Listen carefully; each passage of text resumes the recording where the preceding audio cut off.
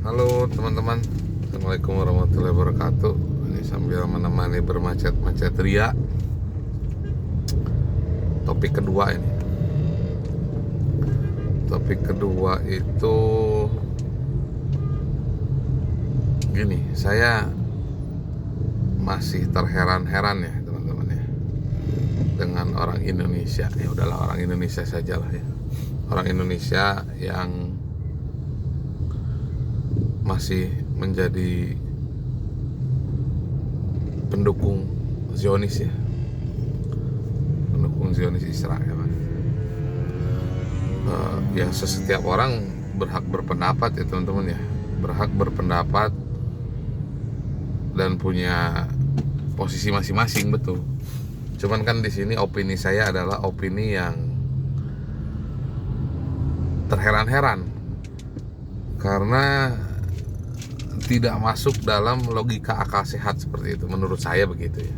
Ya kalau banyak yang kontra nggak masalah gitu kan. Kenapa gitu kan? Yang pertama adalah kita tidak perlu membahas agama ya teman-teman, karena bab ini kan sudah saya terangkan di video sebelumnya ya teman-teman ya. Kita tidak berbicara agama, tapi kita berbicara sebuah penjajahan oleh satu bangsa kepada bangsa yang lain, yang kemudian mengakibatkan terjadinya perlawanan ya, perang gitu kan. Ketika organisasi-organisasi perlawanan Israel disebut teroris, ya itu hal yang wajar ya. Wajar bagi penjajah, yang nyebut terorisnya kan penjajah. Di Indonesia pun dulu kan ketika terjadi gerakan-gerakan perlawanan oleh pahlawan-pahlawan nasional kita, maka gerakan perlawanan itu pun oleh pemerintah penjajahan Hindia Belanda ya disebut teroris juga kan begitu, atau gerakan pemberontakan. Jadi ketika disebut teroris sih sah-sah saja gitu kan. Hal yang wajar penjajah menganggap gerakan perlawanan atau pemberontakan dari bangsa yang dijajah itu sebagai teroris, itu hal yang wajar, nggak aneh lah gitu. Kita tidak berbicara benar atau salahnya, sudah jelas-jelas penjajah salah kalau menurut saya kan begitu. Dan tadi saya sampaikan secara subjektif sebagai orang Indonesia gitu, ketika memang mendukung Zionis saya terheran-heran gitu, logikanya di mana gitu.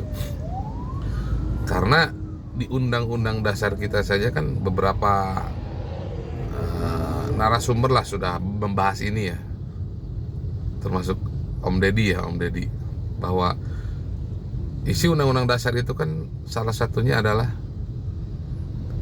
menentang segala bentuk penjajahan. Di undang-undang dasar kan bahwa penjajahan di atas dunia harus dihapuskan karena tidak sesuai dengan peri kemanusiaan dan peri keadilan kan begitu. Kemudian Indonesia, bangsa Indonesia memiliki misi untuk menciptakan perdamaian abadi, keadilan sosial, kerukunan dan sebagainya. Itu masuk dalam politik luar negeri kan gitu kan. Negara kita ya. Kalau kita ngomong nasionalis, karena beberapa pendukung Zionis ini judulnya, ceritanya, framingnya mereka nasionalis. Tapi menurut saya kalau nasionalis mereka akan menentang penjajahan. Yang nyata-nyata Zionis ini kan penjajah gitu untuk bangsa Palestina. Itu yang logika falasi pertama gitu. Itu logikanya nggak masuk gitu. Ketika mereka dengan framing nasionalis kemudian mendukung Zionis Israel sebagai penjajah, itu logikanya sudah nggak masuk gitu, karena bertentangan dengan undang-undang dasar gitu. Itu yang pertama. Nah,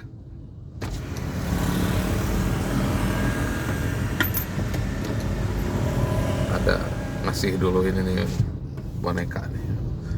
Yang keduanya,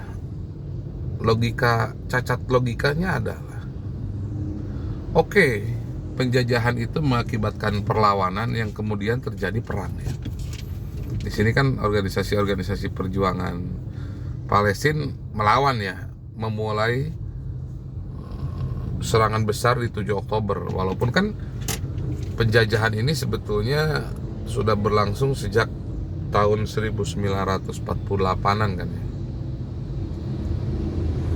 Menurut cerita-cerita narasumber begitu, dan memang dapat dikatakan valid ya, bahwa datangnya Zionis ini dulu ketika ceritanya dilatar belakangi peristiwa Holocaust ya, pembantaian orang-orang Yahudi di Eropa, kemudian lari gitu kan, cari tempat yang menurut mereka dari sisi agama tanah yang dijanjikan gitu kan.